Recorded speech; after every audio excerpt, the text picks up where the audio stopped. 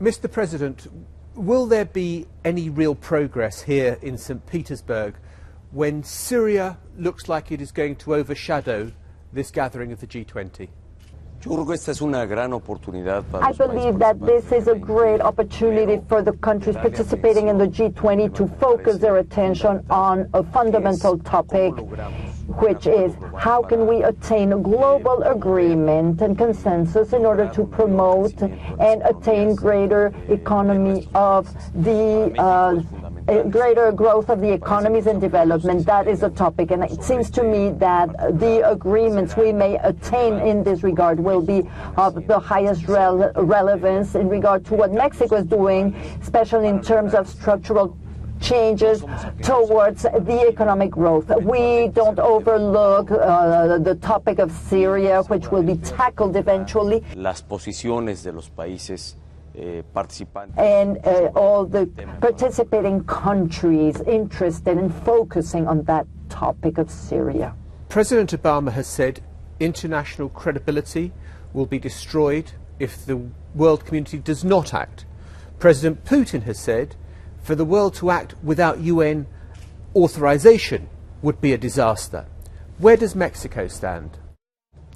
México claramente tiene una posición de respeto. Mexico has a stance of respect for the international order and also of respect to what is provided for in our Constitution, which is precisely to abide by what the UN Security Council determines. It has to be valued and weighed by the UN Council and the United Nations, and based on their decision, it is the way we will then take our stance. That is how Mexico has provided for it in its constitution and in the international agreements subscribed by Mexico, and which obviously have an importance and weight based on our constitution. So President Obama should not act without the authority of the Security Council? Nosotros estamos en favor. First of all, we are in favor of the fact that the UN Council, Security Council, should make an evaluation, but we are not in agreement with the violence, the use of chemical weapons, and the agreement that the UN, through its Security Council, determines and its decision to stop the situation. I think you've just spoken to President Obama. Did you raise with him the whole subject of whether his spies from the NSA have been listening in to government conversations? Es claro que México ha demandado el gobierno. Well, it's clear that the Mexican government has demanded an explanation and a research from the U.S. government in order to determine and see whether these practices were actually existed, who is responsible for them, and to impose the corresponding sanctions. And what I have understood and what I got from President Obama is that a full investigation will be carried out. So in case these allegations are true and these supposed espionage activities, entonces. So he couldn't answer the question. He couldn't answer the question directly whether this had taken place. But what he said is that he's promised you a full investigation. Is that right? Ha hecho el compromiso para hacer. Yes, he has taken a pledge to carry out an investigation of this topic, and if they turn out to be true, to impose the corresponding sanctions against it. And I think this gives credibility to his pledge De una relación cordial y sobre todo to promote cordiality amongst us, especially an ever-widening horizon amongst our countries. Let me ask you this about the G20. I mean, you chaired the G20 last year. What concrete comes out of conversations like this? What difference can you make to the world economy?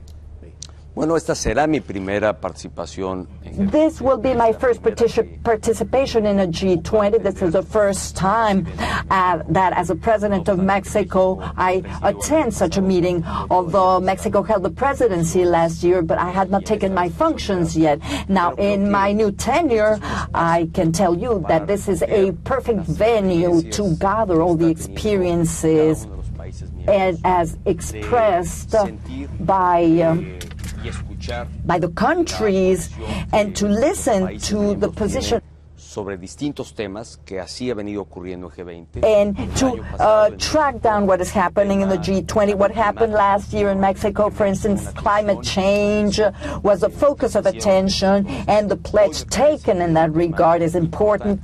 Today, a core matter in this meeting is how to revert the economic deceleration and reduction in the main economies and in the emerging countries, and what adjustments and what structural changes do we have to undertake in order to accelerate the economic growth, and that this will entail for our populations and open up opportunities for jobs, especially for young people, and that it is not left at a mere abstract decision or at a mere decision belonging to the economic range, that it does not mean for the population a future of great home, and that it is greater hope and greater food for the, so what the G20, the message of the G20 to be conveyed is a message of hope,